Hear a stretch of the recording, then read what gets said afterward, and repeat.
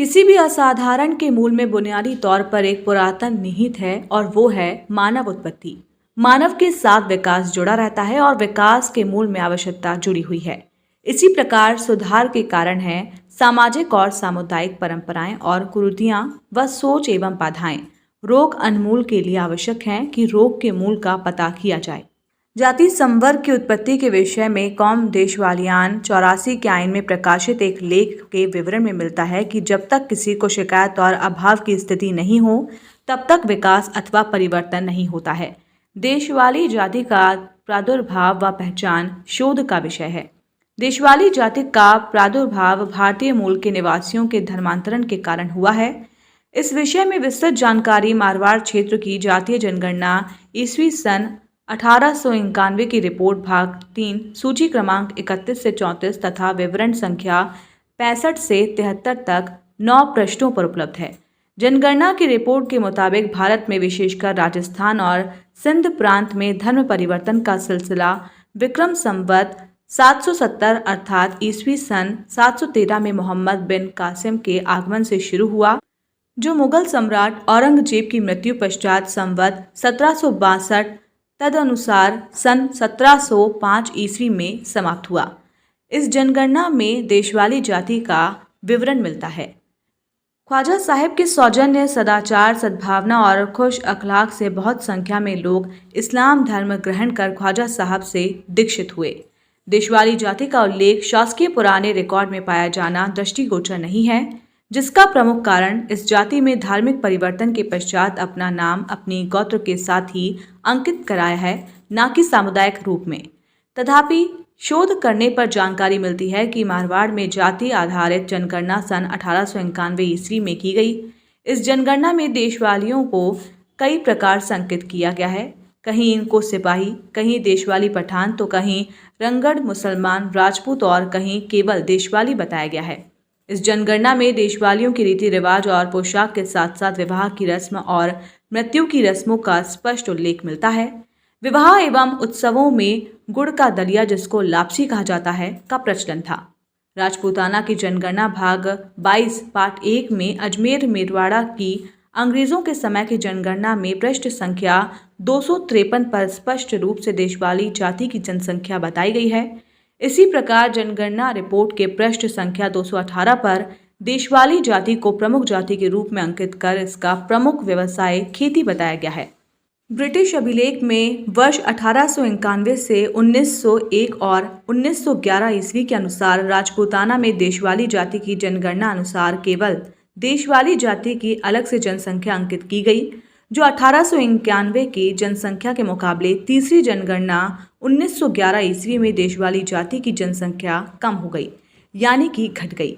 1891 से 1911 तक 20 वर्षों में देशवाली जाति की जनसंख्या कम होने का मुख्य कारण एक तो 19वीं शताब्दी में लगातार पड़ने वाले अकाल और 1905 का भीषण अकाल है, जिसकी कहावत भी हुई मारवाड़ में अभी भी प्रचलित है।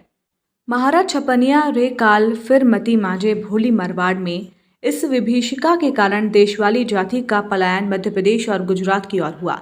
डॉक्टर हरविलास शारदा द्वारा वर्ष 1941 में लिखी गई प्रसिद्ध पुस्तक अजमेर ऐतिहासिक एवं वर्णनात्मक के पृष्ठ संख्या 32 पर देशवाली जाति का वर्णन है।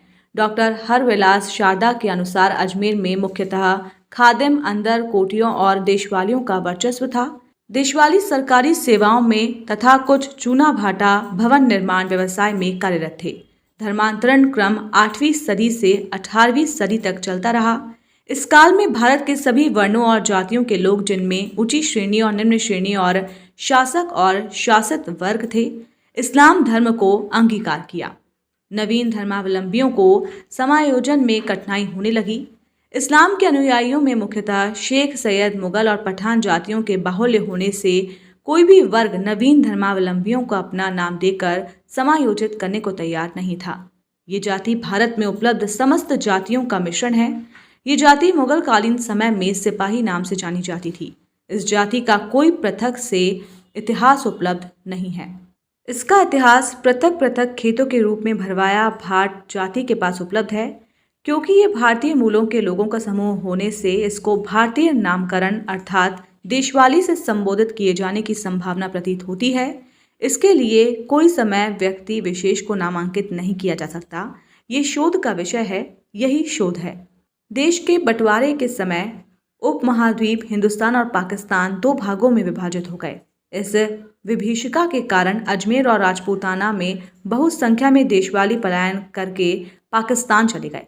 पाकिस्तान से हिंदू पलायन करके भारत में आए। इस विभाजन के कारण अजमेर में देशवालियों की आबादी पर प्रभावशाली असर पड़ा, जो अब तक देखा जा सकता है।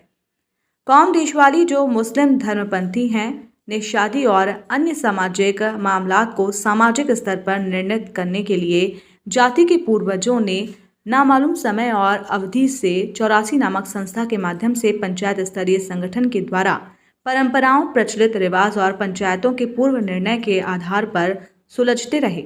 ये क्रम 1962 ईस्वी तक चलता रहा है। संस्था के पास कोई नियमावली नहीं थी।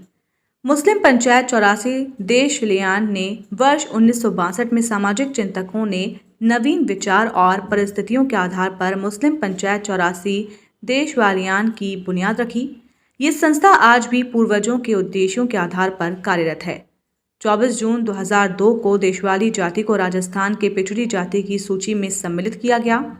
इस सफलता के कारण वह देशवाली विकास बोर्ड राजस्थान के सदस्यों के प्रयास से केंद्रीय पिछड़ा वर्ग सूची में देशवाली जाति को सम्मिलित किया गया। यही वो दौर था जब देशवाली समाज को पहली बार राजनीति में अपना सिरमौर मिला।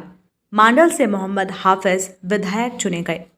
देशवाली समाज के बच्चों ने न केवल नासा तक अपनी पहुंच बनाई, वहीं दूसरी ओर अगर बात करें तो समाज के बच्चे आज हर क्षेत्र में अपना लोहा मनवा रहे हैं। समाज के बच्चों ने अपनी लगन मेहनत के साथ ही समाज के नाम को ऊंचा किया है। वक्त के पहिए के साथ समाज तरक्की की ओर बढ़ता रहा। इसी बीच समाज ने देश को शहीद फैज मोहम्मद दिया, तो साथ ही आने वाले वक्त में कई नायाब हीरे वक्त के साथ आंख मिलाते हुए समाज और देश का नाम रोशन करते हुए नजर आएंगे।